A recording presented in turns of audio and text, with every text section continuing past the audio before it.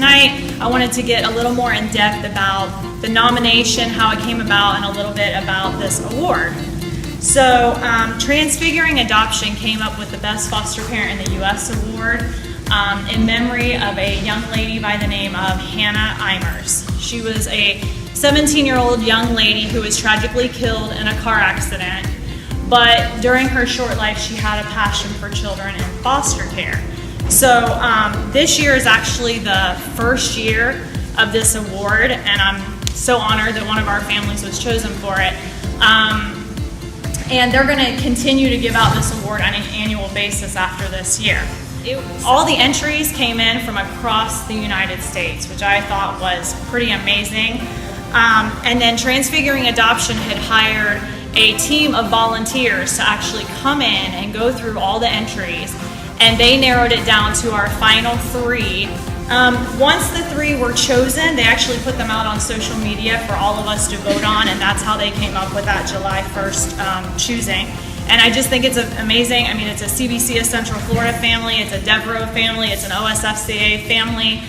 It's one of our families, so I thought that was pretty cool. And we came up with them because one of the stories that we can talk about is their very first placement were 2 sibling boys that were part of a human trafficking ring that had severe sexual abuse. The kids had pretty much never seen the light of day. During daylight, they were awake during the night but never really went outside. They had never been to school, had spoken their own gibberish language, and through all of that, this family came together and continued to figure out ways how to parent them and give them a normal life. They really tried to heal the trauma that those boys had had. So that was one story that I had about them. They worked with those boys for almost 3.5 years until they finally were transitioned to their forever home. Along the journey of adoption, this family also went to many adoption events. They went through many adoption meetings. They met with many potential families. And the thing that I think we appreciated about them was that they continued to advocate for what was best for the kids. They wanted to make sure that they stayed committed to them through their forever family. But they didn't just want the first family that came along, they wanted the best family for the kids. They continued to advocate for not just the easiest route, but the best outcome for the children. Anyway, that's kind of a little bit of their story for you guys to kind of know where their nomination came from and how the volunteers of Transfiguring Adoption came down to them chosen as the final 3, and then how the United States decided to come up with them as the final winners. So now that you know a little more about them and about the award, I would like to also turn it over to Glenn of CBC of Central Florida and Lisa Kroger of Devereaux. It struck me how special they are, but it reminded me how many of you I've interacted with over the years and how they were such a great representation of what I view foster parents and adoptive parents to be. And so I hope they don't mind being a reflection on all of you, but that's really the way that I saw them. Everything that Jen just described is what I know you do day in and day out, year over year, child to child by child. And it's why I'm frequent to tell people foster and adopting parents are always some of my favorite people. So I'm very, very proud of you. I'm thrilled to be a part of it. You deserve every piece of that recognition.